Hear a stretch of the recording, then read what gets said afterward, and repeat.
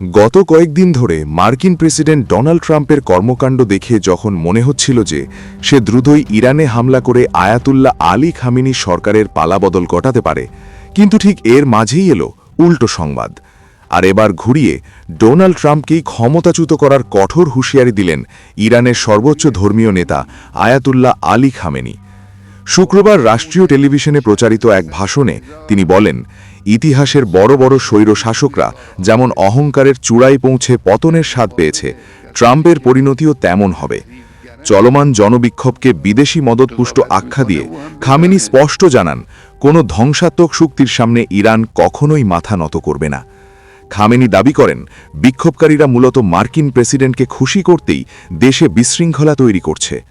ট্রাম্পের কড়া সমালোচনা করে তিনি বলেন, সে যদি দেশ চালাতে জানত তবে নিজের দেশটাই আগে ঠিকভাবে চালাত। উল্লেখ্য, ট্রাম্প এর আগেই ইরান সরকারকে সতর্ক করে বলেছিলেন যে আন্দোলনকারীদের ওপর চড়াও হলে যুক্তরাষ্ট্র কঠোর জবাব দেবে। তবে খামেনি তার সমর্থকদের ঐক্যবদ্ধ থাকার আহ্বান জানিয়ে বলেছেন, ঐক্যবদ্ধ জাতি যে কোনো শত্রুকে পরাস্ত করার সক্ষমতা রাখে। এদিকে জীবনযাত্রার ব্যয় বৃদ্ধির প্রতিবাদে শুরু হওয়া এই আন্দোলন এখন রীতিমতো অগ্নিগর্ভ রূপ নিয়েছে। বিক্ষোভকারীরা স্বৈর শাসকের মৃত্যু হোক স্লোগান দিয়ে বিভিন্ন সরকারি ভবনে আগুন ধরিয়ে দিচ্ছে।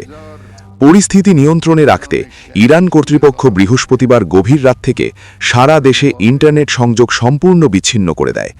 ইন্টারনেট পর্যবেক্ষণ সংস্থা নেটব্লকস জানিয়েছে, টানা 12 ঘণ্টা ধরে ইরান কার্যত পুরো বিশ্ব থেকে অফলাইনে রয়েছে।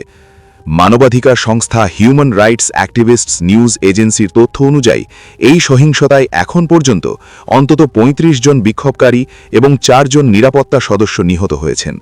এছাড়া প্রায় ২২০০ জনকে গ্রেফতার করা হয়েছে।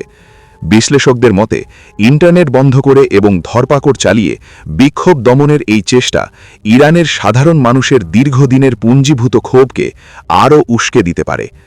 মধ্যপ্রাচ্যের এই অস্থিরতা এখন ওয়াশিংটন ও তেহরানের মধ্যকার কূটনৈতিক যুদ্ধকে এক নতুন সংঘাতের দিকে ঠেলে দিচ্ছে।